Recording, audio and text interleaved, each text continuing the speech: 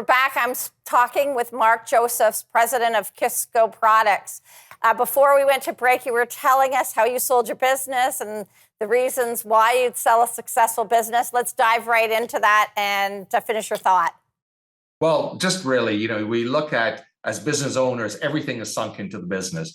And so we looked at the opportunity as a family as things get more and more difficult in our business environment in Canada, and just overall at looking and saying, how do we get some money out of the business at this point in time? So we still retain part ownership, but we have a great partnership with the company that bought us, Regal Confections, and with a confectionery company with many different brands, and we fit in nicely with their seasonality as well. So they've been a great organization to work with, and really for us, it was something that we felt as a family was the right move at this time. So I'd like to focus on the topic which is on everyone's mind, which is inflation. Can you tell us how inflation impacts manufacturing, especially the small and medium-sized business? Jocelyn, obviously it impacts all of us all the way through the consumer. And what I've come to realize is, although I'm not an economics major, is that it doesn't really matter what the government says. All of us as manufacturers knew what the reality was. In 2021, we saw the inflation taking place. We heard from our government that it was just a blip and it was just transitionary, all those things. But you and I knew what was really taking place. And it's been a huge impact because now we had to go to the retailers, and you've got huge double-digit increases that have taken place, not only in 2022, but going into 2023. And so the consumer is ultimately affected.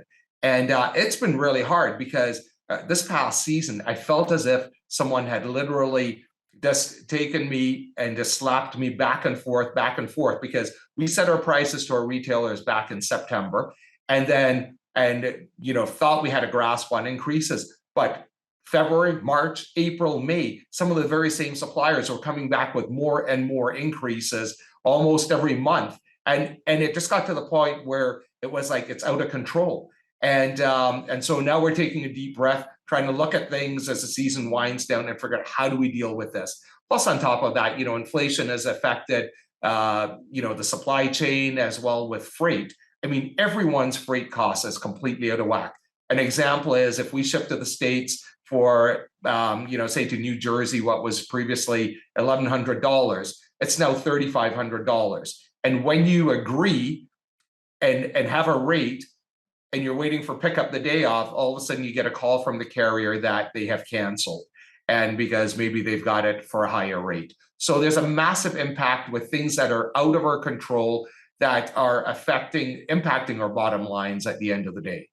Yeah, and it's really the small and medium-sized business that are really caught between a rock and a hard place.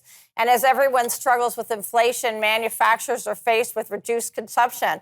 Tell us about that and how it impacts you. Well, there is the whole side of reduced inflation. Consumers only have X amount of dollars to spend on any shopping spree or whatever it is they may be looking for. But one of the challenges as well, too, is we look at gas prices, where we were and where they've gone, although they've eased up a little bit. We now think $1.50 is a great deal, but we're impacted significantly by that and all the taxes that are there, not only on our fuels, but our natural gas and so forth. So overhead keeps going up, and consumption will drop at a certain point on certain items as consumers have to move to less expensive brands or quantities that they buy in order to make sure they can maintain some type of a budget in their home. Yeah, it's really a challenge. And I'm talking with many small and medium-sized food manufacturers, and I know they battle with large retailers, the Walmarts, and the large grocery chains, and they put a lot of pressure on you folks for cost reductions that lead to shrinking margins. What can you tell us about the struggles there? We just have about a minute left. Well, it's a tough go, right? Because we're a very consolidated country when it comes to the grocery industry, much like Australia and Britain. And so if you're not in one, you're losing a large a portion of your distribution there. So it is difficult. And what happens is we move up in price, let's say with a price increase after battling, and then but then the retailer ends up taking the price up even higher. So they're actually, they're not going to go with, say, $1.19 price point. They'll take it up to $1.49. So they, in fact, pick up some extra margin. But it is a battle, and everyone faces it, and it's just so difficult. During COVID, we had some partnership there during the first year, but then since that time, things are just kind of back to normal with them.